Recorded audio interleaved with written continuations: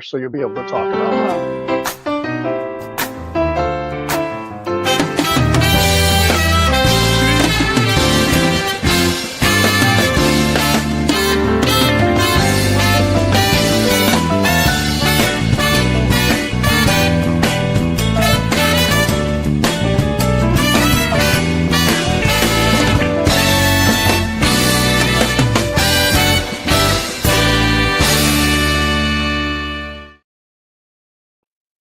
Welcome to the hottest happy hour in STL. You are listening to the In Your City show. Got a great show ahead of us today. We're just getting started. Jam-packed. Jam-packed. And I had a great birthday yesterday, which was fun. I don't get to talk about it. It's kind of stressful too. But we're going into 9/11, and our first guest has something really special to share with us, and we're going to be taking part in it as well. So without further ado, because we've got our guests that are coming in today, Nicole Unnerstall and her husband Chip with Oasis Pools, along with Chris Hansen with Madi Festival that we're going to be talking about. So why don't we go Music at the intersection. Yeah, I like that. Find out what that's about. All right, let's meet David Paine, 9/11 Day of Service, and sharing how 1,200 volunteers right here in St. Louis will unite to pack meals to honor 9/11. Welcome David Paine. He's the co-founder of the 9/11 National Day of Service. And they're going to share how 1,200 volunteers come together in St. Louis, which we will be two of them, to pack meals in honor of those that are lost, those that were lost on 9/11. This incredible effort is part of a nationwide movement of unity. And boy, we need that right now, compassion and giving back. So welcome to the show, David. Thank you so much for being here. Let's find out a little bit about you, David. Where you're coming from and how you became the founder of this incredible event. Well, first of all, I want to thank you for going ahead and agreeing to volunteer for 9/11 Day. That's awesome. That's great. Yeah, and you're right. We're gonna have like 1,200 people at Chaffetz Arena packing meals that are going to get donated to the St. Louis Food Bank. So thank you for your service first and foremost. So excited about volunteer. I started 9/11 Day with a friend of mine back in 2002, and my friend Jay Winnick, unfortunately, had lost his brother Glenn, who was an attorney who worked about a block and a half away from the World Trade Center. But he was also a trained volunteer firefighter. And so when the towers were struck, he came into his office. He evacuated, his law colleagues. And then he borrowed a medikit from the FDNY and went into the World Trade Center South Tower and was in the process of treating people who were injured. He was in the lobby area when the building suddenly came down upon him. And unfortunately, he lost his life along with nearly 3,000 other people on that terrible day. And I was born and raised in New York. New York was really very much, and in so many ways still is my hometown, even though I now live out in California. But I was deeply affected by it. I think a lot of Americans were. And when Jay lost his brother, it really triggered something in me. And I wanted to make sure something good came from the loss of his brother, Glenn, but also the many other people that were killed on that day. And the idea of turning 9/11 into a day of service was essentially inspired by the way all of us as Americans responded to the attacks themselves, where, we weren't red states or blue states for a while. We were just human beings and Americans that wanted to help one another. And that's what I did. I reached out to Jay and I said, why don't we turn this into a day of doing good? And he said, great, let's go do that. Gosh, it's fabulous. And what a great way to do it. I mean, packing, meals, it's so important in this time. There's so many people that are going hungry right now. And to be able to be part of something big like this, to help someone have something, on the table to eat is incredible. So what a great idea that you had. Tell us a little bit about the people that are coming together. And this is going to be happening in St. Louis, of course, but this is even much bigger than that. But tell us a little bit about who's coming together to be part of this. Well, the St. Louis project is one of 24 that will be staging all around the nation in observance of this year's 9/11 anniversary. We started out with one small little project in New York City back in like 2003 or 4. I think we went to a public school and we did craft projects with the third and fourth graders, and now we're organizing these massive meal packing events where we'll pack close to 9 million meals for Americans at risk of hunger. And specifically in St. Louis, I mean, we're going to have well over 400,000 meals that we'll pack, involving, as I said, to over 1,200 volunteers. And it's being supported by by many of this St. Louis area companies, which is really so great. Where they're stepping forward to help out. People like Pfizer and Experian and Stifel. Stifel Financial is one of the largest sponsors for the St. Louis event. And I think they're bringing over 300 of their colleagues to pack meals on that day. So, I mean, it's that plus, of course, nonprofits and faith groups and members of our military joining with corporate partners as well. Yeah, quite a few. We're looking at the list, the participating organizations, which of course, 35 organizations. I mean, it just goes on and on. A lot of people know everything from Nestle to Friendship Village, which that's a senior care service. I mean, there's just Dot Foods. There's so many different people that are coming together to be able to help with this. Now, will you be somewhere? Where will you be at that day? Well, right now I'm in Washington, D.C., meeting with members of Congress to brief them on the program. We most of our money is raised privately. We're fortunate that we get a very small amount of money from the federal government to help establish and seed projects and to keep I think, to recognize the fact that this is a National Day of Service and Remembrance. So usually just before 9/11, I come to D.C. and meet with some of the elected officials on, both sides of the aisle, Democrats and Republicans, members of the White House. We're all on the same page when it comes to treating 9/11 with a certain degree of sacredness. And then I'll be heading up to New York City. I'll take the train up to New York and I'll be up there on September the 10th and the 11th, because we'll be packing, I think close to 2 million meals in New York alone, where we have close to 6,000 people. And honestly, we could probably have 10 or 15,000. We host the project aboard an aircraft carrier, and we've decided that we need a bigger boat. Most definitely. We all do remember, where we were on that day on 9/11. That's something that will never, whether you're a small child or, adult, or you remember where you're at. I was just getting up and I was turning on the news and I saw it and they said a plane hit the building and I was like, what? And I'm looking, and then when the second one hit, I think we all knew something was going on. But I think you said something that was so important to me and something that I've just echoed every year when this anniversary comes up, is that as sad of a day as it was kind of a blessing of a day, because as you said, we all came together. We weren't Republican, we weren't Democrat, we were one and the same. And I don't care if you were black, white, Hispanic, I don't care what you were. We were all one. We were all Americans that day. And what a blessing that was. That was the thing that really inspired me. I had never experienced that kind of moment of human togetherness and unity before in my life. And I just sort of took it for granted up until that point that we have these differences. And so therefore we're divided, and whether it's by religion or race or party affiliation or boundaries, we're from a different parts of the world, country, political systems. I just sort of almost took it for granted up until 9/11 that somehow that just meant that we were divided as human beings. But then, 9/11 sort of awakened me to the reality that all of those things are superficial compared to this innate goodness, that we're all born with. And the moment, and you remember this, I'm sure, like the moment 9/11 happened, boy, all those thoughts about how different we all are, they sure went out the window. I mean, boom, in like literally a blink of an eye, no one cared, didn't care about anything other than trying to help people in need. And I think that was a lesson for all of us to carry forward and hopefully teach the next generation of children about this too, so that maybe they don't make the same mistakes we make, and here's the thing about it, which is we can have our differences and disagreements, and we're going to, there's 800 billion people living on the planet Earth. So we're all going to be different.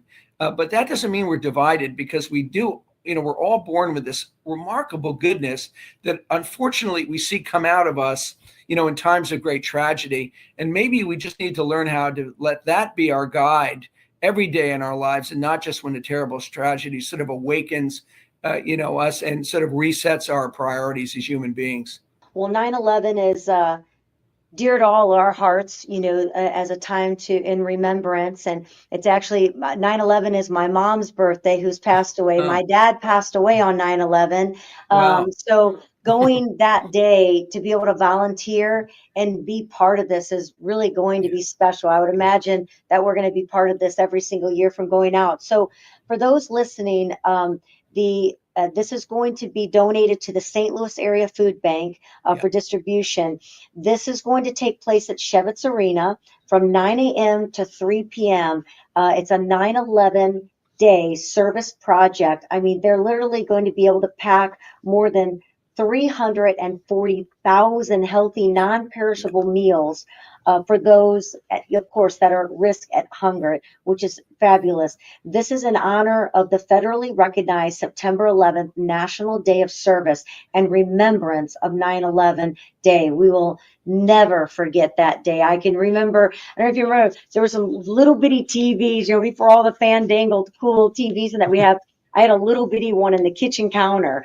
And I was just in there. I was actually going to go for a walk and grab one of those Luna bars, and got stopped with it took so long to process what you were watching, because you just kept thinking you're watching. Do I have a show on? Like, you just couldn't even fathom that it was happening. And then, like everyone, the second one, and then, it was just, it's a day no one will ever forget. And so many loved ones were lost. And you hear the stories, you just can't ever forget it. So it's really, we feel honored to be able to help, to be part of a volunteer, to be part of something that's going to help so many other people.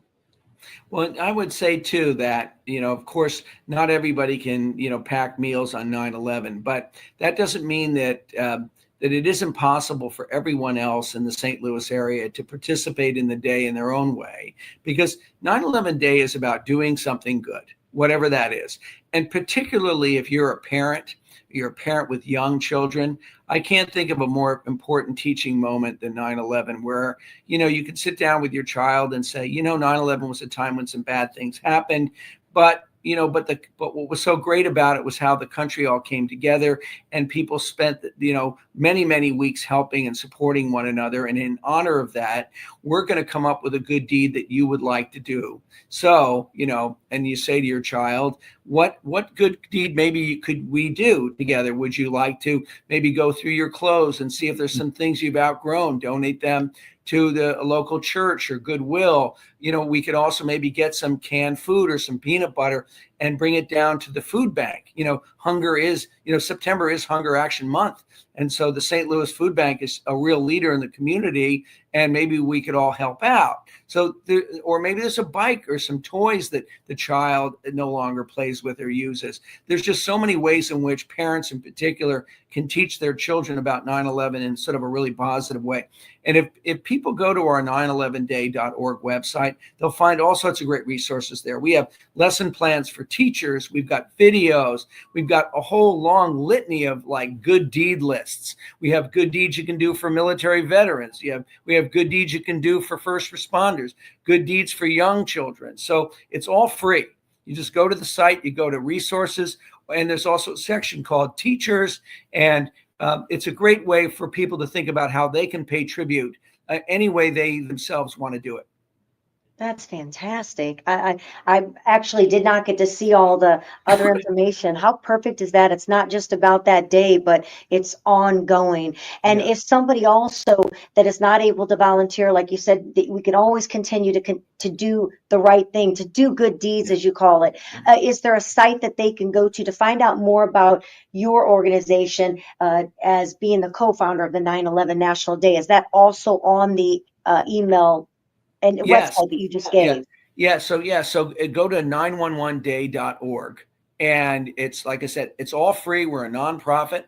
You know, you can do a lot of things. You can certainly make a donation to us if you want, but there's no need to do that. You know, like I said, you'll see all sorts of videos and photographs, historical pictures that were taken in the days after 9/11. There's all these wonderful lesson plans, and they're all age appropriate. So you could be a second grade teacher or you could be a high school teacher, and you're going to find resources on the site. And that's what we want to have happen. So you're exactly right. It doesn't have to just happen, you know, this Thursday on 9/11. It can be next week. The teachers can spend the whole week inviting their class to come up with good deeds they're going to do for the month of September. I mean, that's really what it's all about, particularly teaching young people. Yeah, fantastic. David Paine, thank you so much, the co-founder of the spectacular day in remembrance of 9/11. Thank you for spending some time with us. I know you're traveling around everywhere and have a big day on 9/11 to do. Yeah. So taking a few moments of your time to talk about this is wonderful. We really appreciate it. And I feel like I've learned so much more. Makes me want to go out with a smile on my face and see what else I can continue to do as good deeds.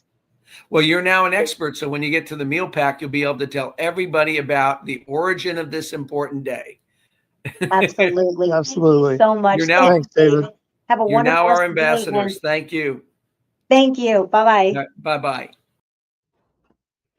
What a great interview. Really enjoyed talking with him. We look forward to tomorrow being there ourselves to be packing food, so to be a great day. We are about to get started with our next guests, Nicole and Chip with Oasis Pools. But first, I have got to let you know about a great friend of ours, and that is Jennifer Williams, which, how ironic is this? Jennifer Williams is the owner of St. Louis Closet Company, 35 years now in business, right off of Big Bend. Her room is absolutely gorgeous. They do everything on site. I can't talk now. He's stumbling over my words here. Just watch the video. Just watch the video. She's amazing. But actually, they're coming up with new designs all the time, but they're not a one size fits all. That's the thing. You meet with their team. They're going to take you every step of the way, whether it's a very little teeny closet or if it's a great big showroom. Maybe you have at your business, a studio, a mudroom, a garage, whatever it might be. Jennifer has it all. And guess what? What? Jennifer's got a pool in her backyard, and Nicole and Chip are the people who designed it. What a That's great so crazy. segue. I can't believe it. Yeah. That's what was maybe making me stumble over my words. I'm talking about Jennifer, and these two have met, and actually who we have on the show right now designed her gorgeous pool, so it's really cool. So Jennifer's amazing. We love her. Thank you so much for being part of the show and all that you do to support local. She's local. She supports local, and we enjoy her very much. So with that, how cute is that? Welcome to the show, Nicole Unnerstall and Chip, her handsome husband, who you guys are partners in business, right? Correct. We are. Partners in business. Boy, do we know how that works. Love-hate relationship. Just kidding. We love working together. You know what? It is great because when you're really busy, you know, sometimes you think, gosh, if we didn't work together, we'd never see each other because we're so busy. So it does. He has his role and I have my role. Sometimes I am a micromanager and step in his role, but I'm doing a pretty good job of keeping out. You have been. Because actually, I don't want to do it. Yeah. It's just stay out. I don't want to do it. So if I don't step in, I don't have to do it, right? It's his fault if he messes up. That's true.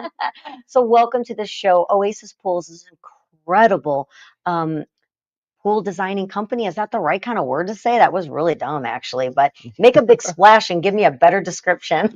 Well, we like to say we're experts in outdoor living. There you pride go. ourselves It's a much better title. really paying attention to detail and designing a space that works. It's user friendly and timeless. High end. I actually did get to see one of yours up close and in person because we did a story on Jim Edmonds. Oh, yeah. And so when we did that, we took pictures of the home and he and his family. And of course, his gorgeous pool was out there. They're amazing. Then I didn't know you then, but then after I received photos of some of your designs, I'm like, oh my gosh, I know that pool. Yeah. So just incredible. How does it work? I mean, for someone that wants to turn their backyard into a dream destination, I mean, what kind of process is that? I mean, that's his pool there, isn't it? Yes. Yes, that is. Isn't it gorgeous? I mean, you just want to get invited over to the house and hang out. Yeah. It's a good party pool. So tell us, what's the secret? Like, I guess you want to tell your secret, but what goes into creating We're this? the secret. Yeah. What it goes into creating these oasis. I mean, seriously, that's what it is. And we were talking, of course, before the show, and you said it's really, I remember having a pool in my backyard at one of my homes. And the thing is it was just it was your typical pool. It had a slide and a shallow end and a deep end. It had some steps you could walk in. It's like a pool that has its own entity, its own little town. I mean, you can sit in it, eat in it, lounging chairs, the lights, the waterfalls, all of it. Tell me a little bit about that. Yeah, so backyards have just changed so much. I've kind of been around pools my whole life, and backyards have just, originally growing up, it was just a pool in your backyard, and that's In a that's what we, barbecue pit that you yeah, put charcoal in. yeah, maybe a fire pit, and typically, a very, very deep pool with a diving board on it. And that's what everybody had growing up. And now what we like to do is try to create that extension of the home where you have that indoor, outdoor living. A lot of our backyards, you're able to use them 365 days a year. We do a lot of, automatic covers over them. So we have many, many clients that keep their pools open year round. In fact, you were telling me about a friend when we came in here that keeps their pool open year Swimming round. while it was snowing outside. I mean, how much fun would that be? Yeah, and we actually do that at our own home. We keep our pool open year round, but it's not for everybody. Yeah, we're coming over on a snowy day. Just creating an extension. Just that indoor outdoor living. It's that covered area, maybe the barbecue grill, maybe the outdoor kitchen, refrigerator, kegerator, ice maker, trash can. Just trying to make entertaining easy because we realize everybody's life is so busy. We're all on the go, just non-stop. And so we just want to make things set up easy where you can come home and entertain. And we also, have a full service side as well, to where we come there, we clean your pool, leaf blow your patio off, and make sure everything's just ready for the weekend for you guys to come home and enjoy that backyard. So I don't know if you mentioned, because I'm Mr. Wizard over here playing with everything. Did you mention the fact that, didn't you guys put a tent up over Jennifer's pool? Oh yeah, to work in order to weather. do it in the middle of winter or Talk about what an cold? amazing Yeah, job I mean, that you our all did. projects, pools used to take just a couple weeks to build, but the bigger, more sophisticated these projects get, they become, 2, 3, 4, 5, or 6 month long Like builds. building In a fact, we have house. one right now that's, several $1 million project. We're just wrapping up right now. It's been about almost close to a year now. And the client continues to keep adding stuff on. And so that obviously makes the timeline go longer. In fact, he just texted me wanting to add some more stuff on. Yeah. But so these projects, just can't be built in a couple weeks. So a lot of our crews, and we don't want to lay our guys off during the wintertime. So we'll build a big tent over the backyard. We'll put heaters in there, and we'll just keep working under that. Doesn't matter what the temperatures are outside, so that we can, make sure your project's done in the springtime, or, by summer, you guys are able to swim. I've never heard of that before. And I think that's one of the things that sets you guys apart, is you're willing to, change what you do to make accommodations for your Do clients. whatever it So takes awesome. to get it Well, done. our testimonial was sacrificing incredible. quality. So, kudos to you guys on that. I mean, you don't have to obviously name names, but what's probably one of your favorite, do you have like a favorite design? There was something that was, I mean, because they're all gorgeous, but something that you're like, wow, now this is a backyard oasis. The design that I love the most, just because it's very unique to our area, is we worked with Ray with Mosaicist out of Miami, and we had a customer that did a full glass mosaic tile spa in a perimeter overflow, which is the sleekest type of pool, but of course the most expensive type of pool, especially in our climate. It's extremely hard to get the materials to last, and the building methods have to be much more extreme to withstand the freeze and thaw and the extreme heat. So to me, it's just unique because that's the most high end pool that you can get, and not very many people do it, because I mean, I think we had to pay him like a extra $100,000 just for the labor on the tile, because that's how labor intensive it is. So to me, that's super unique for our area, and I just think makes it a form of art. But your pools are a form of art without the mosaic yeah, tile, so that's for sure. just made me very Every excited. design is incredible. But there's so many amazing customers and designs. I don't think I could pick an absolute favorite, because I think each one has favorite parts I like about it, and like getting to see the customers enjoy and make memories with their families is my favorite part, the before and after. Yeah, I think architecture is kind of a passion for Nicole and I. I think that, we really enjoy it. We travel to Europe, or all over the world, and, really enjoy just looking at, enjoy just the unique architecture on old buildings and incorporate that into our projects, all over the place. There's so much different stuff that we like to just be unique and really just build off the wall stuff that you're not typical seeing on your day to day. Right. this business has become more than just a business for us. It's become kind of more of a passion for us. So we just really enjoy building, designing unique spaces that, that are challenging. It's easier to go out there and build your simple backyard. There's a lot of thinking, a lot of engineering, a lot of play that goes into building a lot of these structures. But for us, it's really rewarding, and it's enjoyable. So. So Kelly, if you were going to have them design a pool for you, what would it look like? Something that we absolutely cannot afford. No, I mean, money's not an option. What do you We've won that $1 billion lottery. Give me one idea that you would want in your pool.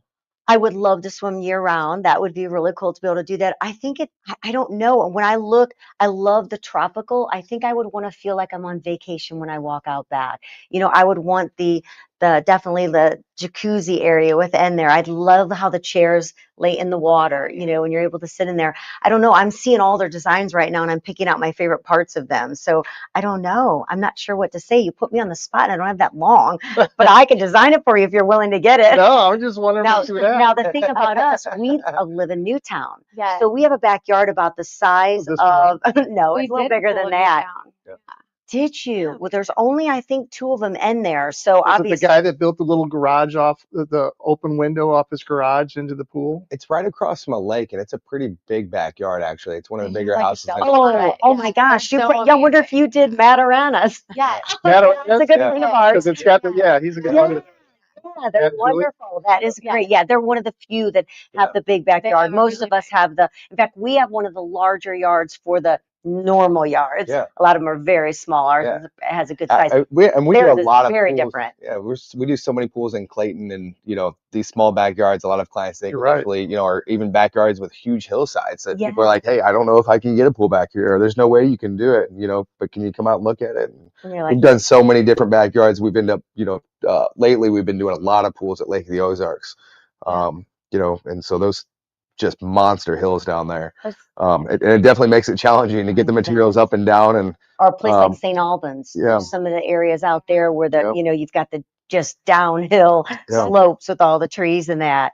With the designs, that's the thing, is you're married to your property and your setbacks and your building, codes. So that's what we have to try to be able to be creative this to one's give a so cool. customer. Oh, I love that that's one. the glass mosaic one that I love. Oh my gosh, that's So it. so the that was backyard- a very sophisticated project. It's the all backyard has a elevated. 17-foot elevation difference from point A to point B, so it's on the hill is basically 17 feet tall, and Definitely don't want to swim off the side. It's- yeah. It's so beautiful. It is just gorgeous. Yeah. I mean, it must be such a feeling when you finish a job and it's lit up like that and you see your artistic design and creativity go into these homes. And one of the things you said, which I know we don't have a lot of time, but that's something to realize, that you don't just come in and design this pool and dig this hole. There's so many other things that you design and do around that, whether it be an outdoor kitchen or things that they, like you said, down to the slightest thing of they want a certain kind of ice maker, one ice maker put in their area.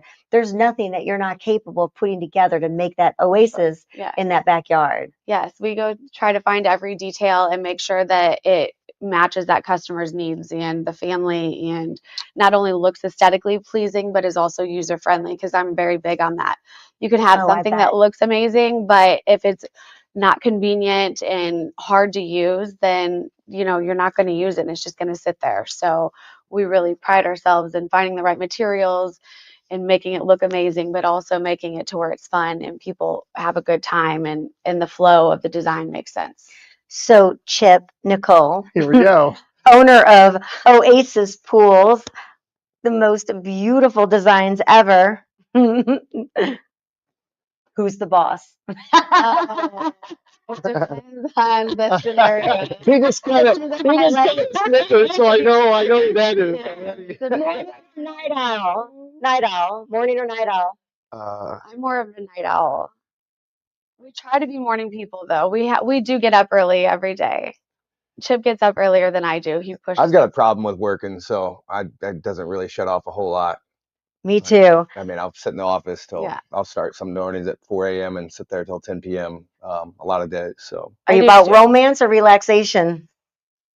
Oh, relaxation. We like to have fun together. I don't know Oh no, we get that because it's like romantic. we're tired. It's like let's just chill out. Let's just chill out. Yeah. Want to go somewhere? No, let's just stay home. You got a sweet tooth? What's your favorite dessert? Oh, Yeah, These we've got a pictures sweet tooth. speak We to went it. I don't to have a went to sweet dinner. tooth. Where did we go to dinner last night? Right. Right Tavern. Tavern. I saw that. I saw Oh, that. Right I've Tavern. been wanting No, to so go. I'm thinking. I heard that they would be make my the best question is, old where would fashioned you? there. Yeah, and the Where would old fashioned, you best really old fashioned go? I've ever had. Unbelievable. Really, By real far. good old That fashioned. was my first It time was there. really good. So Right. apparently it's really hard to get into. But The restaurant's hard to get into. yeah, Rad's Tavern. Oh Really my hard. gosh, who do we need to know to get in? To I don't know. make but they reservations at like like 12 a a.m. or month something. And ahead Okay. or something. Yeah. 12 a.m. All right, we're going to do it. Thank you Yeah. so much, Chip. Oh my gosh, Nicole, thank you. Absolutely beautiful Thank couple. you. Lovely to work with. Thank you for being a part of City Lifestyle Magazine. We love that. We look forward to more of you and find out what's going on in your latest pools and your designs. If someone is interested in putting that gorgeous architectural beauty in their backyard, these are the people I for want you 4 right here. Grecian statues, 2 on each side. What? 4 Grecian statues, big, like, I can source those. I'm sure I can. and then That look great in our then a Newtown statue backyard. of David in the middle where he's tinkling into the pool. Great. All right. That's not happening. I just want to let you know. We will travel to Greece for Gordon to be able to see that. So with that, we have got to take it to commercials right here on KLIS, the 590 AM. So excited to find out that the new app is coming out soon. So all you have to do is just click your phone, watch the show from anywhere in the world, and you won't even have to go to luinfo.com, right? It's just going to be a Right. phone app. All right. We'll be right back with more right here on the In Your City show. So grab your mocktail, your cocktail, and we'll be right back.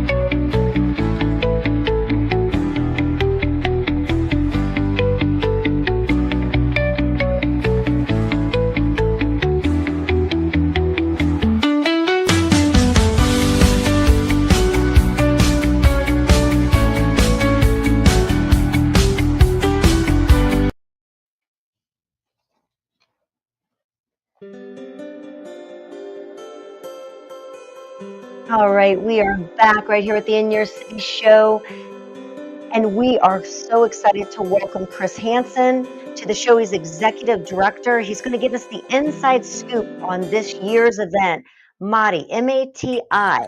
MATI, I hope I'm saying that correctly, the festival. It's running September 12th through the 14th. Welcome to the show. How are you, Chris? Hi there. Thanks for having me. Yeah, we're excited to produce another Music at the Intersection. MATI's the acronym. You can call it Music at the Intersection or MATI, but yeah, happy to be here. Thank you. Wonderful. Well, let's get in and let's talk about this event. You've got some sensational music individuals and acts that are going to be there. We are, let's see, now this, when I was reading about this, we haven't been lucky enough to go to one, but this is in its 5th year. Is that correct? Absolutely. Yeah, 5th year in the heart of the Grand Center Arts District. We've been celebrating our living legends and St. Louis Giants and rising stars for 5 years. This year we have over 100 presentations and performances across 19 different venues and stages in Midtown and Grand Center. So this is a real celebration of St. Louis's cultural legacy and musical legacy. And it's something that all of St. Louis gets to gather around to celebrate just being us. That's wonderful. When you look back at these 5 years, how have you seen MATI evolve from the concept to this year's expanded footprint? Well, I mean, every year it's been rooted in St. Louis's imprint on the American Songbook, and every year it's been in the heart of the Grand Center Arts District.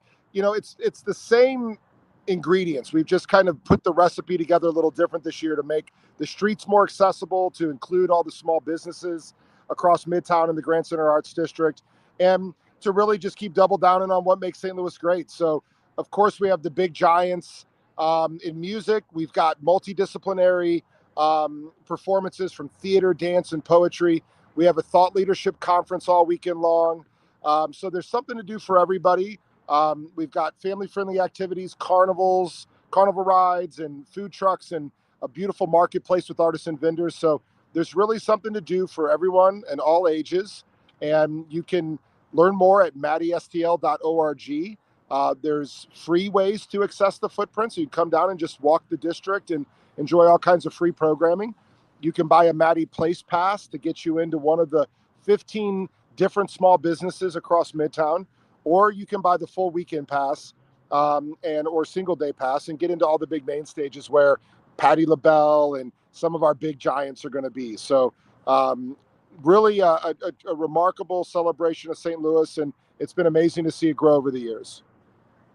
Chris, how hard is it? I mean, I think about you. I looked at the list of all the big names that you had, and it's like, how hard is it to get all those big names together in one place? I mean, that's got to be a chore to put on an event like this. It's no small feat to pull this stuff off. I mean, you're working all year to do it. It takes hundreds of people. You know, we've got our great union stagehands out here. We've got great vendors. It takes all the trust in our neighbors, both the residential and commercial partners throughout the district. And then you got to really have something that people want to come to, and you have to have something that artists want to play at, right? So, you know, we bring in the biggest names in the business, and it's because they really know that St. Louis is a special place when it comes to, you know, art and music and culture. And we've put on a world-class event that has national and international press, and you know, and when they get here, we take really good care of them. So it's a lot of planning, it's a lot of preparation, but it's an amazing time, and it really is an example of what St. Louis really looks like. If you come down, you'll see people of all backgrounds, you know, people that don't always get to enjoy space together. And they're all listening to amazing music. And some of it they don't even know, right? It's a lot of discovery. Yeah. You know, there's big names, but the most of it is just seeing all this amazing content that you didn't even know existed. And when you leave, I think you're more proud of being from St. Louis. You learned about a bunch of new stuff you didn't know you loved. You fell in love with some new music or art. And I think it just makes our city richer. It makes our city something we can all be proud of. Well, I tell you what, Sunday's going to be quite an ending for you with that star-studded lineup. Oh, absolutely. Patti LaBelle, De La Soul. You know, Leon Thomas has got like the biggest record in all R&B right now. But then also like Branford Marsalis and Arouge Aftab and Keon Harold. I mean, all these big jazz greats. So, you know, bring your lawn chairs, come back. It's comfortable. There's air conditioning, there's shade. You can There's indoor restrooms. I mean, it really is an elevated experience for everybody that participates. And I like that you said an elevated experience, which is so nice. Can you tell us from your experience, what's one of the most wow moments of putting something like this together? And when you see these people together, is there something inspiring you can share with us? Well, I tell you, every year the thing that people talk about the most is the people. And I mean, it really is a joyous celebration, and people really do fall in love with the city again when they come and they meet new neighbors. So I think the people are a really big attraction. I remember when Gary Clark Jr. told us when he was walking around a few years back, he's like, I don't see festivals like this. Usually you go, you play a festival, everybody kind of thinks the same way, and they're all interested in the same things. This is a real melting pot of cultures and ethnicities and identities. There's been so many special moments. I remember being backstage when Taj Mahal, Herbie Hancock, and Thundercat were all fellowshipping, and I sat down with Taj Mahal in his green room, and he handed me his business card. He's like, "Hey, give me a call sometime." I'm like, "Did Taj Mahal just hand me a business card and tell him to call me?" I'm like, he's got a business card. I'm like, I had to deal with his agents and everybody else to get this thing done. So, I mean, once you get on the ground with everybody, these are just human beings. They're all special creatures, but they're just a bunch of humans running around doing amazing stuff, getting to be with amazing people, and just being in their presence is powerful. That's hilarious. A business card. I've been in the music business for 50 years now, or for about 55 years, and played in bands. And it's like I don't know any single musician who has a business card. I know, and it's Taj Mahal. I'm just like, whatever. I was like, okay, man, I'll give you. I'm sure I still have it in my wallet. I got Buddy Guy's pick and Taj Mahal's business card in my wallet. I've never called him though. I think he'd be like, but it's cool to have it though. I'm surprised you don't have it framed. So, Chris, tell us. I mean, this is a big event. This is something that is incredible for so many people. You talk about the humans that are involved. Who can we give credit for putting this music at the intersection on? Well, first, you can give credit to all the St. Louis musicians, the public officials, and business leaders that came together right before COVID and really called this to action and said, we need a festival in our likeness, and we need something that really celebrates St. Louis. So this was a true call to action. And I'll give a lot of credit to the Kranzberg family, the foundation that I have the privilege of running.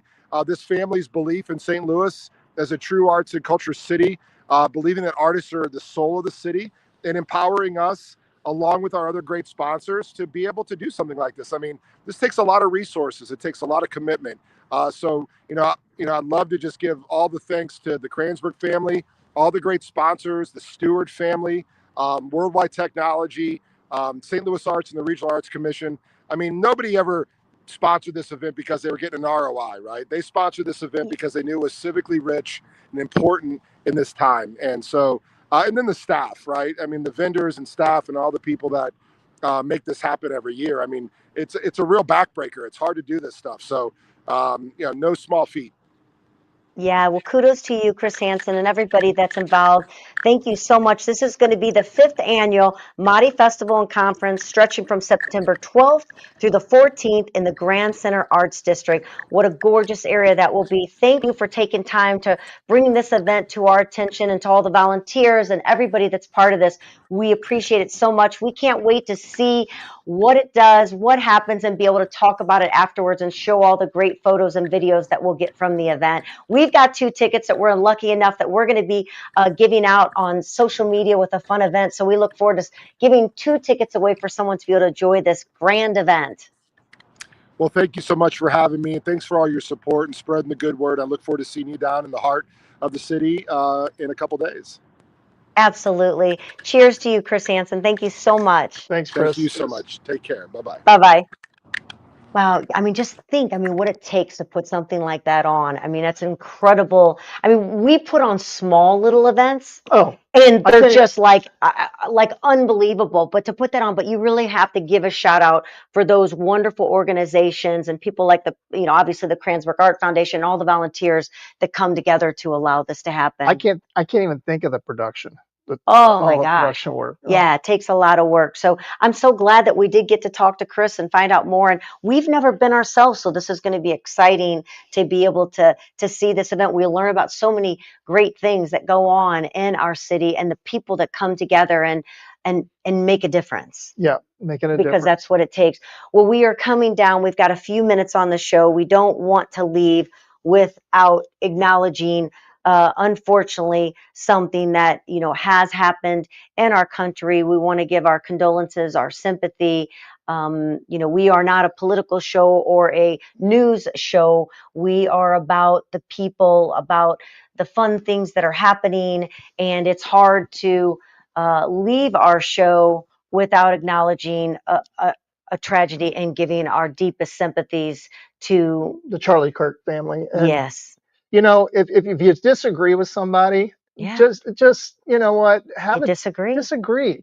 We need to learn how to disagree with someone and still love people and care about people. And you need to still come together. And we talked about that in our 9/11 interview with David Paine, that time of tragedy was just incredible, that will be in our hearts and our minds forever. We all know what we were doing at that moment, but everybody, it didn't matter who you were, where you were from, what color you were, what nationality or what religion, everybody came together to help one another. So if you disagree with somebody's beliefs or something they have, that doesn't mean that we do something so senseless as hurt, maim, or take someone's life. So those children will be without their dad because Somebody disagreed.